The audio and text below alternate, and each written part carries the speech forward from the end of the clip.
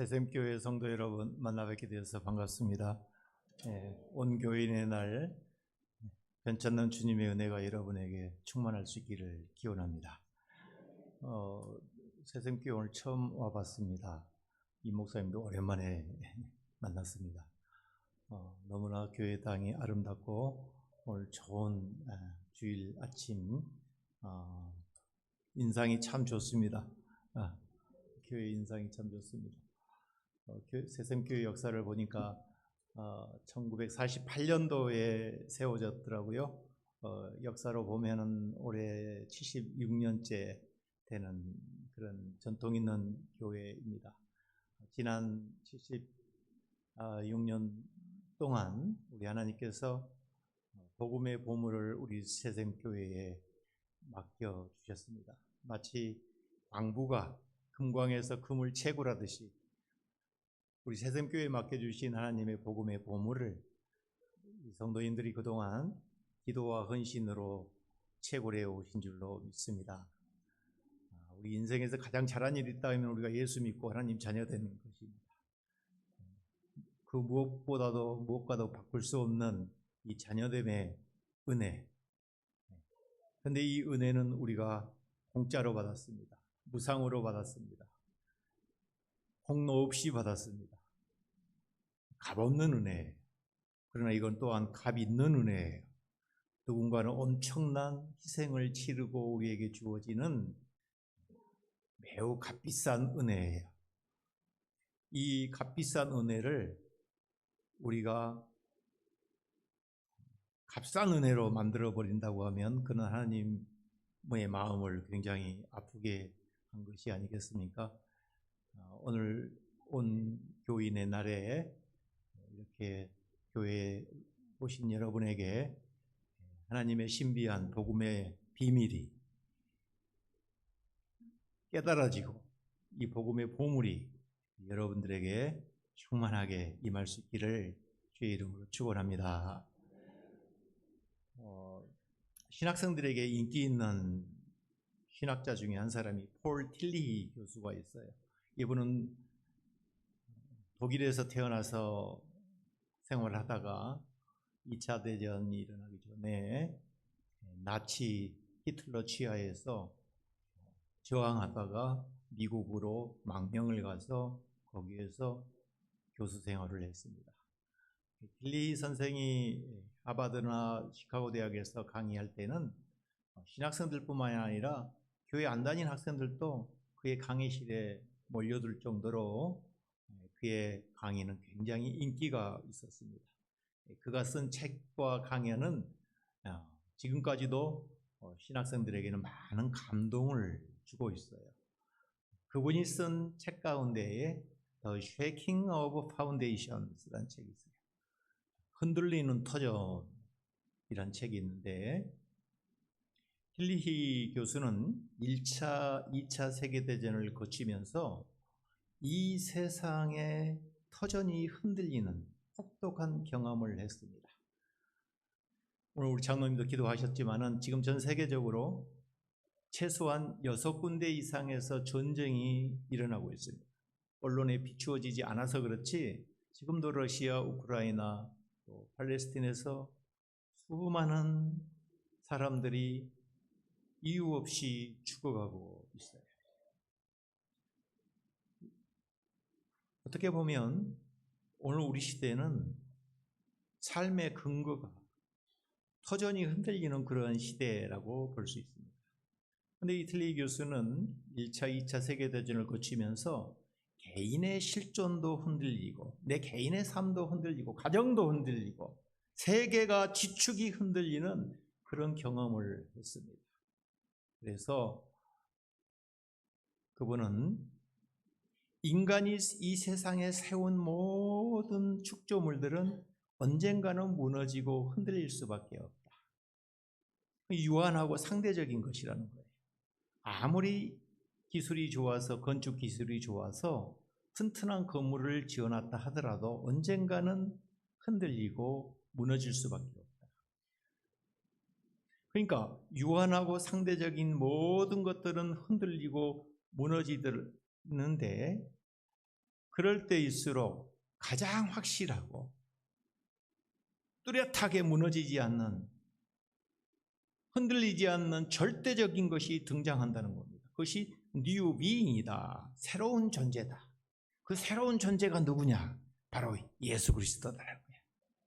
그러니까 사람들이 지치고 쓰러지고 흔들리고 자기의 삶의 터전이 흔들려 버리는 그러한 시대에 우리가 붙잡아야 할 것은 누구냐? 뉴 비잉이라는 거예요. 새로운 존재. 그것이 바로 예수 그리스도를 붙잡아야 된다 하는 겁니다. 성도 여러분, 여러분의 인생의 터전은 무엇입니까? 있으면 좋고 없으면 그만, 그런 터전 말고 내 인생을 든든하게 떠받쳐주는, 나를 뒷받침해주는 든든한 버팀목이라고 생각되는 것들이 많이 있어요. 우리 성도님들에게는 과연 내 인생을 떠받쳐주는 든든한 버팀목, 내 터전이 무엇이라고 생각하십니까?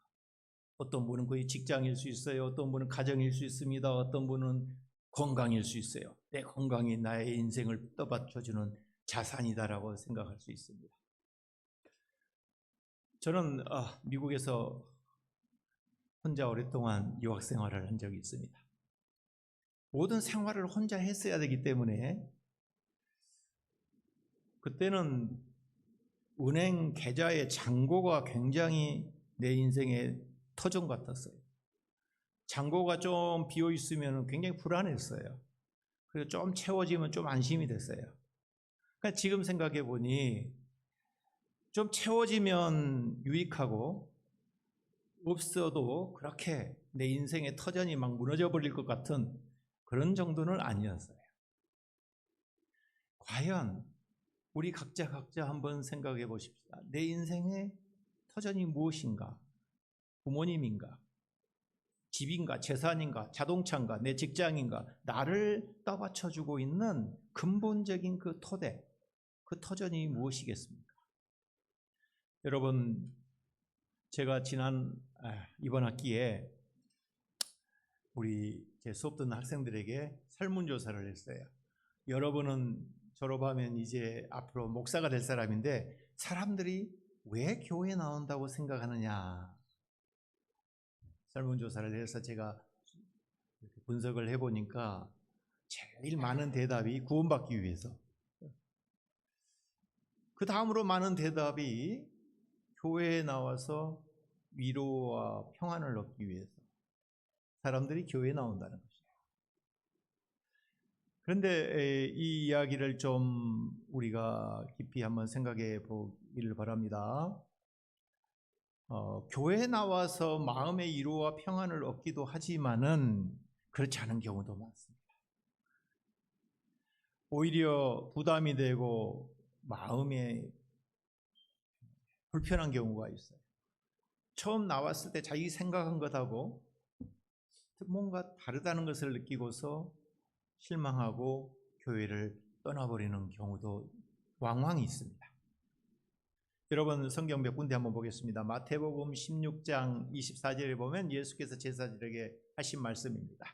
누구든지 나를 따라오려거든 자기를 부인하고 자기 십자가를 지고 나를 따를 것이니라. 자기를 부인하라는 것입니다. 여러분, 자기를 부인하라는 것은 이것 내려놓으라는 것이에요. 마가복음 1장 16절 이하를 보면 예수께서 갈릴리 해변에서 제자들을 부르는 장면이 나옵니다. 시몬 베드로와 형제 안드레, 야고보와 요한,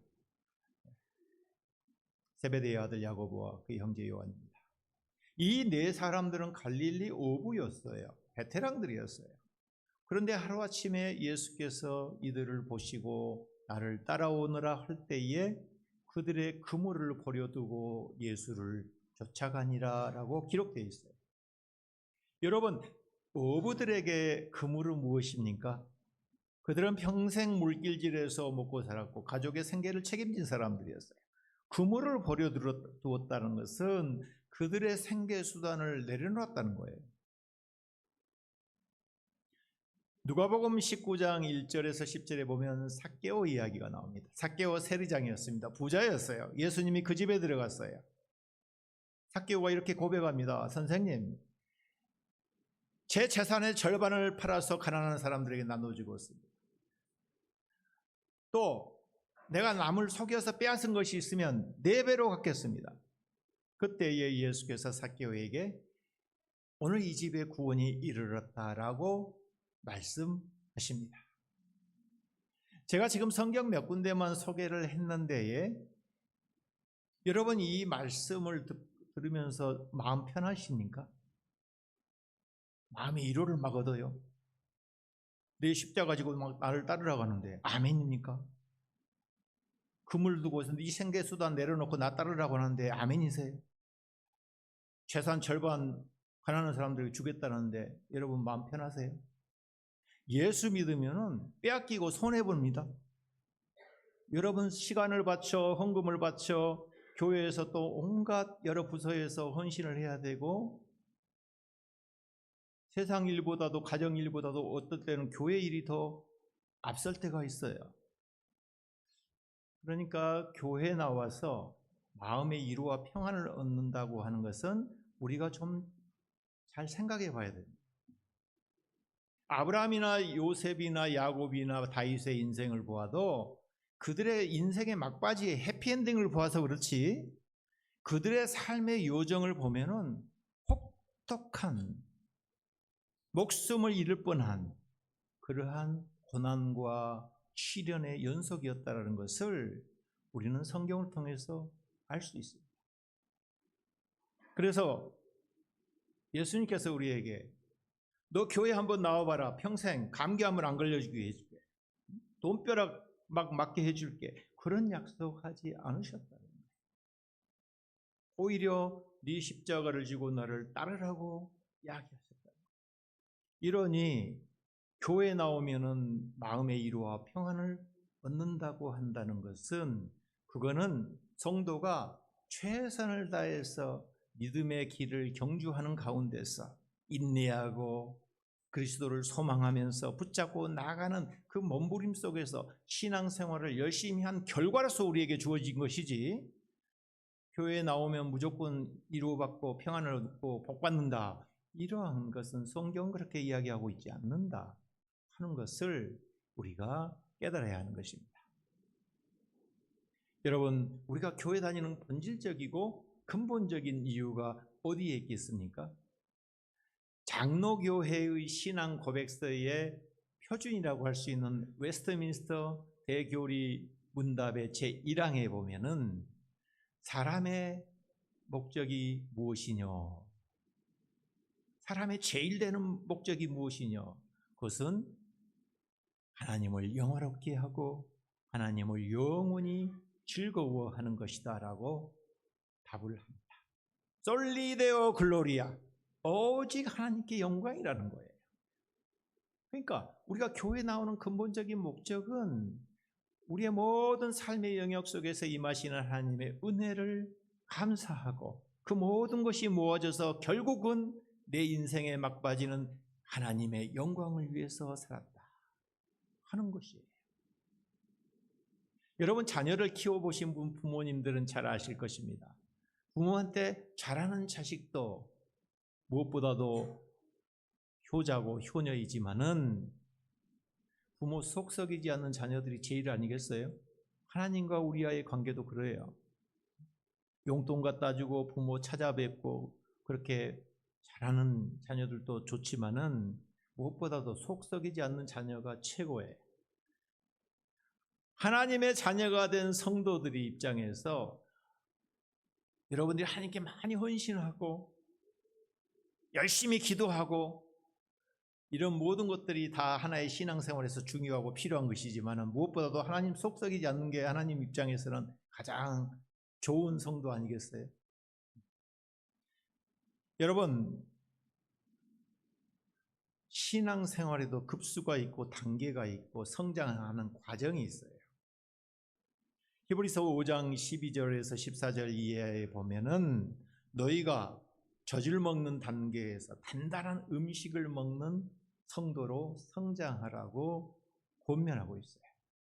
에베소서 4장 13절에 보면은 우리가 다 하나님의 아들을 믿는 것과 아는 일이 하나가 되어 온전한 사람을 이루어 그리스도의 장성한 분량이 충만한 데까지 이르리니 그랬어요. 우리가 성장을 하되 어디까지 우리가 목표를 잡아야 되느냐? 그리스도의 장성한 분량에까지 이르도록 우리가 성장하고 자라야 된다라고 하는 것을 권면하고 있습니다. 왜 우리가 이처럼 그리스도의 장성한 분량이 충만한 데까지 성장해야 하느냐?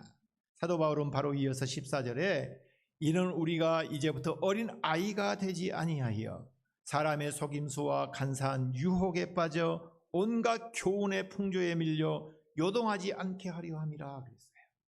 간사한 유혹이나 시대의 풍조에 휩쓸리지 아니하기 위해서는 우리가 그리스도의 장성한 분량에 이르기까지 성장해야 한다는 것입니다. 여러분, 오늘 우리가 살아가는 우리 한국 사회에서 이 시대의 풍조를 이겨내기라는 것은 참으로 힘이 드는 시절을 살아가고 있습니다. 2000년 전 바울이 살았던 시대나 21세기 오늘 우리 한국 사회나 시대는 별 다르지 않는 것 같습니다. 사람 사는 곳은 다 똑같은 것 같아요. 무엇이 똑같습니까? 다 하나님의 뜻과 멀어지려고 하는 그런 시절이에요. 그런 시대 풍조예요. 여러분, 오늘날 우리 사회의 시대의 풍조는 무엇입니까? 돈지상주의, 학벌지상주의. 그래서 금력을 가지고 권력을 갖고 싶어하는 욕구는 여러분 누구에게나 있습니다.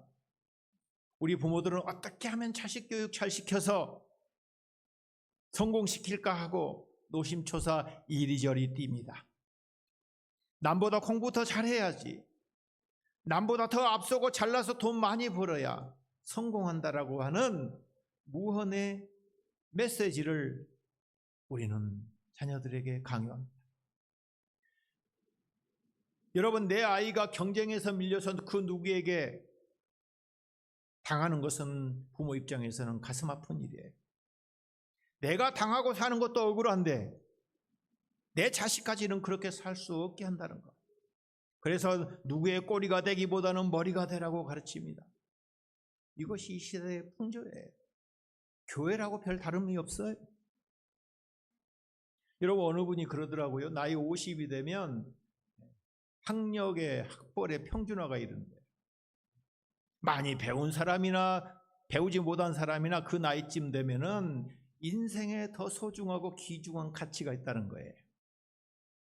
또 나이 50이 되면 인물의 평준화가 일어난다고 그래요. 잘생긴 사람이나 못생긴 사람이나 아무리 성형에서 외모를 가꾸어도 인생 살아가는데 외모보다 더 소중한 가치가 있다는 것을 알게 된다는 거예요. 60이 되면 건강의 평준화가 일어난대요. 너도 아프고 나도 아프고 허리 아프고 관절 아프고 다들 그런다는 거예요. 여러분, 외모나 돈보다도 더 중요한 소중한 가치가 있다는 것을 알게 된다는 거예요. 그게 뭐겠어요? 오늘 우리 시간 하나님이 주신 이 말씀에 귀를 기울여 보십시다. 요한일서 4장 7절에서 10절의 말씀의 주제는 사랑이에요. 사랑하라는 겁니다. 왜냐하면 사랑은 하나님께 속한 것이요 사랑하는 자마다 하나님으로부터 나서 하나님을 안다고 했습니다. 여러분, 요한이 살았던 기원 1세기 소아시아 지역에는 거짓 교사들이 많이 돌아다니면서 교인들을 유혹하고 현혹했습니다. 자신들은 하나님을 더 잘한다고 말하면서 심지어 자신들은 하나님을 보고 있다고 말하고 다녔습니다. 그런데 그들에게는 사랑이 없었어요. 오늘 요한일서 기자는 믿음이 있노라 하고 내가 하나님을 잘 알고 하나님을 보았다라고 말하는 사람을 향해서 단호하게 선포합니다. 사랑하지 아니하는 사람은 하나님을 알지 못한다. 왜냐하면 사랑은 하나님께 속한 것이요 사랑하는 자마다 하나님으로부터 나서 하나님을 알기 때문이라고 말합니다. 당시 1세기 여러분, 유대교도 기독교도 유대인들도 그리스도인들도 사랑을 최고의 가치로 여겼습니다. 그런데 유대교가 말하는 사랑하고 기독교가 말하고 하는 사랑은 서로 달랐어요. 율법주의적인 사랑관이 있고 자기 헌신적이고 자기 부인하는 그러한 온전한 사랑이 있습니다. 여러분, 사랑에도 두 종류가 있어요. 나는 당신을 사랑하고 있습니다. 그러니 나도 당신으로부터 사랑을 받고 싶소. 이것은 율법적인 사랑이에요. 내가 베푼 만큼 나도 당신으로부터 기대하는 뭔가를 바라면서 베푸는 사랑은 온전한 사랑이 아니라는 거예요. 내가 주는 만큼 받고 싶어하는 그것, 그 마음, give and take란 말이 있죠, 여러분. 주고받는 법칙이죠. 이게 바로 전형적인 율법적인 사랑이에요. 그래서 심리학자 에리 프롬은 I love you because I need you. 나는 당신을 사랑합니다. 왜냐하면 내가 당신을 필요로 하기 때문에. 그것은 사랑의 대상을 이용하는 거예요. I need you because I love you. 나는 당신을 사랑하기 때문에 당신이 필요합니다. 그게 온전한 사랑이라는 거예요. 그래서요, 왜 가끔 영화를 보면은, 외국 영화를 보면은 I love you, I like you, 남녀가 서로 그런 말 많이 해요. 사랑합니다. 그러나 그 사람하고 진짜 결혼하고 싶을 때는 표현이 있어요. I need you. 나 당신 필요합니다. 그럼 결혼하자는 말이에요. 여러분, 내가 얼마만큼 하나님께 헌신하면 하나님은 나의 헌신을 보시고서 갑절로 나에게 갚아주실 것이다라고 바라면서 헌금을 하고 헌신을 한다는 것은 벌써 동기가 불순한 거예요. 그런 온전한 사랑이 아니라는 거예요. 그게 바로 율법적인 사랑이라는 거예요. 요한일서 이 저자는 그러한 사랑관에서 예수가 우리에게 보여주신 사랑의 진면목, 그 본질이 무엇인가를 오늘 이 본문에서 우리에게 가르쳐주고 있는 것이에요. 여러분, 인간의 사랑은 상대적이고 일시적이고 율법적이지만 하나님의 사랑은 절대적이고 영원하고 변함이 없으십니다. 이 사랑의 힘이, 그리스도가 우리에게 보여주신 이 사랑의 힘이 오늘 우리의 삶을 지탱하는 중요한 터전인 줄로 믿습니다. 이 사랑의 진실을 깨달았던 요한은 오늘 성경 말씀을 통해서 우리에게 중요한 메시지를 전달해 주고 있습니다. 먼저 사랑은 위를 향하는 것이 아니라 아래로 내려간다는 것이에요. 여러분, 9절에 보십시다. 하나님의 사랑이 우리에게 이렇게 나타난 바 되었으니 하나님이 자기 독생자를 세상에 보내심은 그로 말미암아 우리를 살리려 함이다 그랬어요. 사랑의 최고의 철정이요 엑기스는 바로 예수 그리스도가 이 땅에 오신 일입니다. 그런데 우리에게 오신 예수님은 어떤 모습이셨습니까? 사도 바울이 저 빌립보서 2장 5절에서 11절에 하신 그 말씀, 저 유명한 말씀, 너희 안에 이 마음을 품으라 곧 그리스도 예수의 마음이니 그는 근본 하나님의 본체시나 하나님과 동등됨을 취할 것으로 여기지 아니하시고 오히려 자기를 비워 종의 형체를 가지사 사람들과 같이 되셨고 그랬어요. 여기서 자기를 비운다라는 말은 예수께서 신성을 포기해버렸거나 버렸다 그런 말이 아니라 자기를 비운다라는 것은 내려놓았다는 거예요. 아래로 내려왔다는 거예요. 예수께서 한없이 낮아지셨다는 거예요. 여러분, 눈높이라는 학습지가 있습니까? 누가 지었는지 몰라도 참 잘 지었다는 생각이 들어요. 예수님이 이 땅에 오신 것은 바로 하나님께서 우리의 눈높이로 내려오신 거예요. 여러분, 그렇지 않습니까? 여러분, 어른들만 사는 그러한 집안에 갓난 아이 한번 태어나 보십시오. 언어가 달라집니다. 아침 일어나셨습니까? 주무셨습니까? 진지 드십시오. 이렇게 정중한 예법만 오가는 그러한 집의 언어가 달라져요. 아이가 태어나면. 갑자기 맘마 먹자, 까까, 까꿍, 이름이 언어가 표현이 달라져요. 식구들의 언어가 달라져요. 여러분, 할머니, 할아버지들이 손주하고 노는 모습 좀 보십시오. 백발의 하얀 할머니, 할아버지, 어른들이 막 네 발로 기어다닙니다. 네 발로 다녀요. 왜? 그 아이의 눈높이로 수준으로 내려가야 돼. 그 아이에게 너 내 수준으로 올라오라가 아니라 내가 그쪽으로 내려가마. 그 아이로 수준으로 내려가야만이 그 아이하고 따뜻한 정이 오가고 소통이 가능한 거예요. 하나님께서 저 보좌에 앉으시고 너희들 내 쪽으로 올라오라. 아니에요. 내가 너희 쪽으로 내려가마. 진정한 사랑은 내려가는 거예요. 올라가는 것이 아니에요. 내려가는 거예요. 여러분, 땅이 어떤 땅이 비쌉니까? 두메 산골에 있는 땅이 비싸요? 저 논산 한복판에 시내에 사람들이 많이 밟고 다닌 땅이 비쌉니까? 밟고 다닌 땅이 비싸죠. 많이 밟히는 땅이 비싸요. 우리의 영혼이 비싼 영혼이 되려면 내려가서 밟힐 준비가 돼 있어요. 온갖 오물과 쓰레기를 다 품어 안아야 그것이 나중에 걸음이 되고 비옥한 땅이 된 거 아니에요. 우리의 영혼이 비싸려면 대접을 받는 자리에서 섬기는 자리로 내려가야 돼요. 그게 예수님이 우리에게 보여주신 사랑이에요. 사랑의 진면목이에요. 사랑은 올라가는 것이 아니고 내려가는 것이다. 여러분이 이 말씀을 꼭 기억하시기 바랍니다. 네. 그렇다면 예수께서 우리 눈높이로 낮아지신 이유가 궁극적으로 무엇이겠습니까? 예수님은 우리 죄를 사하시기 위하여 우리 수준으로 내려오셨습니다. 여러분, 우리가 궁극적으로 교회 다닌 이유가 무엇이겠어요? 사람들이 교회 나온 이유가 무엇겠어요? 고상한 철학을 듣기 위해서 나오겠습니까?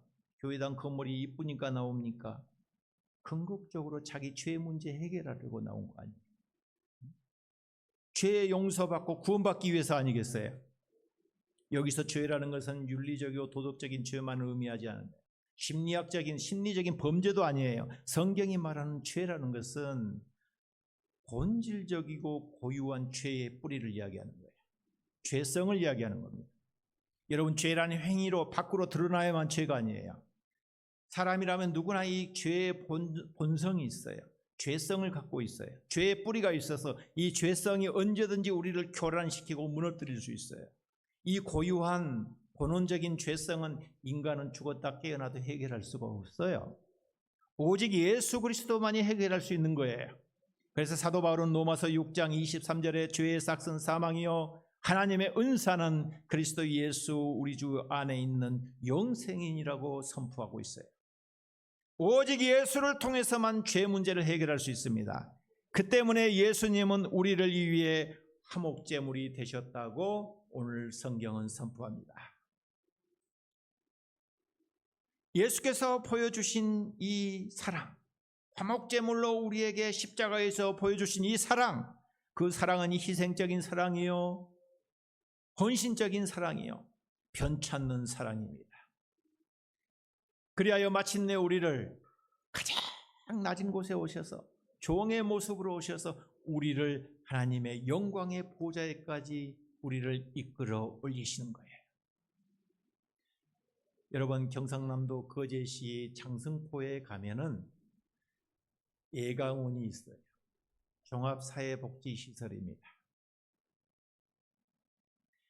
70년이 넘는 역사를 지닌 이 사회복지기관이에요. 이 복지관을 설립하신 분은 김인순 장로님이세요. 올해 100세가 되셨어요. 이 예강원은 지적 장애인이나 중증 장애인들이 함께 거주하고 공동체 생활을 하는 그런 사회복지시설인데, 김인순 장로님은 서울에서 당시 이화여대를 나오고 미국으로 유학 갈 그러한 시기에 6.25 전쟁이 터졌어요. 그래서 어린 딸 하나를 안고 거제도로 피난을 갔어요. 그 장승포의 산비탈에 움막에서 피난 생활을 하고 있는데 공무원이 와가지고 대여섯 명 되는 전쟁 고아들을 잠깐, 아주머니 이 아이들을 좀 잠깐만 봐주세요. 제가 빨리 다시 와서 데리고 가겠습니다. 안 오더라는 거예요. 하루가 지났어요. 이틀이 지났어요. 자기 아기 하나도 돌보기 힘드는데 대여섯 명의 어린 아이들, 고아들을 젖먹이고 이렇게 키운다는 게 보통이겠습니까? 그래서 자기가 맡겨놓은 사람은 오지 아니하고 그 아이들과 이렇게 피난 생활을 하고 있는데 그 움막에서 기도하면서 하나님 이 애들을 어떻게 제가 다 감당합니까? 그런데 기도하고 울면서 기도하다가 어디에서 종소리가 교회당 종소리가 어설프게 이렇게 들리더라는 거예요. 그때에 하나님께서 김장로님에게 이런 음성을 두셨다. 이 아이들의 수준을 네 수준으로 끌어올려라. 그때부터 아이들을 돌보기 시작해서 70년의 역사를 지닌 종합사회복지 시설로 이렇게 성장해 왔습니다. 김장로님은 그러한 훌륭한 이 역사를 일구어내신 공로로 막사의 상도 받으시고 올해 우리 4월 달에 한신대학교에서 한신상을 수여했습니다. 이거는 우리 한신대하고도 관련이 있습니다. 우리 한신대학교를 설립하신 송창근 목사님의 큰 며느님이세요. 그래서 우리 신학대학원의 학생들이요 목회 실습을 해마다 거제도 예강원에 가서 목회 실습을 하곤 합니다.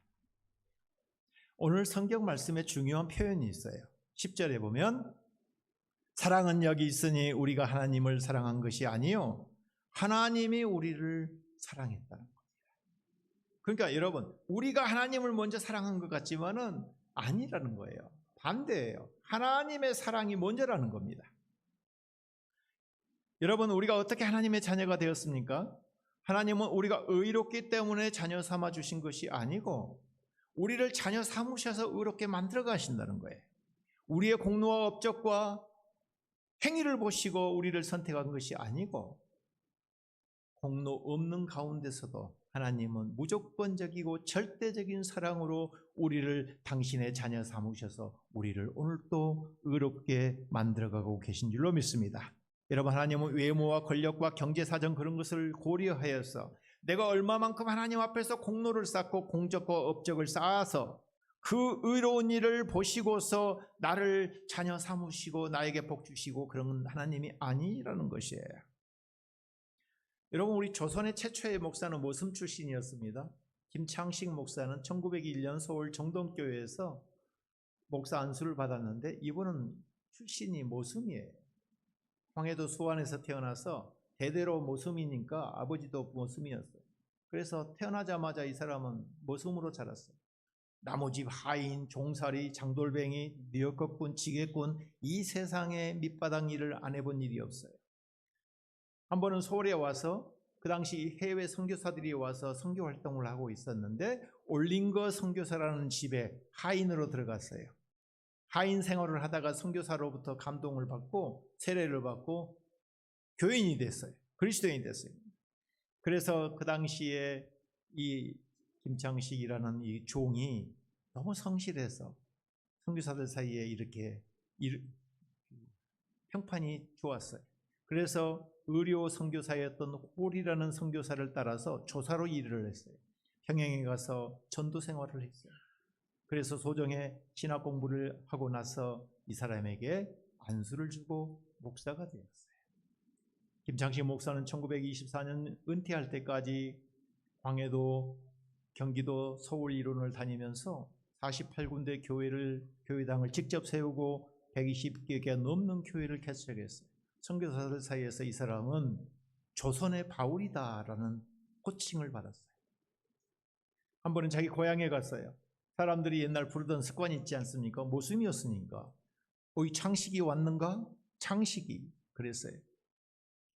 그때 선교사들이 듣고 이 사람은 김창식이라고 알고 있었는데 사람들이 창식이 하니까 영어 성경에는 영어 이름에는 이 사람 김창식이로 돼 있어요. YI가 더 붙였어요. 김창식이. 김창식 목사라고 안 부르고 사람들이 모순이었으니까 옛날에. 창식이. 그때 김창식 목사는 이제 제가 주님의 모습이 되었습니다. 주님의 모습된 그러한 심정으로 사람들을 섬기고 교회를 개척하고 세웠다는 거 아니겠어요? 그 당시에 배운 사람이 없었겠어요, 여러분? 잘난 사람 없었을까요? 왜 조선의 최초의 목사를 머슴을 불러서 하나님께서 그에게 사명을 주고 목사로 세우셨을까요? 하나님의 역사는 신비하지 않겠어요? 교회는 여러분 의로운 사람들이 모인 곳이 아니에요. 의인이 들어왔다가 성인이 되어서 성자가 되는 곳이 교회가 아니에요. 죄인이 들어왔다가 의롭게 되는 곳이 교회예요. 하나님, 우리가 아무리 배움이 적고 힘이 없고 경제적으로 빈곤하고 몸이 병들어 허약하고 볼품없는 인생이라 할지라도 베드로전서 2장 9절에 너희는 택하신 족속이요 왕같은 제사장이요 거룩한 나라요 그의 소유가 된 백성이라고 선포합니다. 하나님의 자녀라고 다 온전하고 의롭고 성인이 저절로 되느냐? 아니에요. 교회 나오면 저절로 다 착하고 성인이 되고 의로운 사람이 되느냐? 아니에요. 수없이 실족하고 넘어지고 부서지고 어두운 밤을 헤맬 때가 많습니다.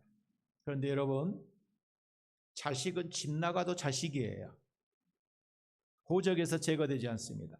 하나님께서 한 번 당신의 은총으로 자녀 삼아 주신 것은 우리는 그래서 하나님의 자녀가 되었어요. 하나님께서 우리 가슴에 붙여준 이 주님의 자녀의 명찰을 여러분 결코 떼내지 마시기 바랍니다. 예. 우리에게는 하나님의 자녀의 명찰이 붙어 있어요. 한 번 자녀는 하나님의 자녀가 되는 거예요.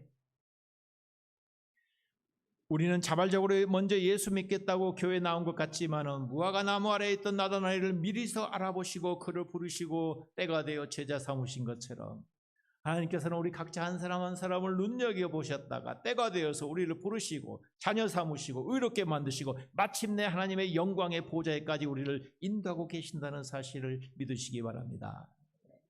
이렇게 하나님의 구원의 역사는 치밀하고 계획적이고 빈틈이 없으세요.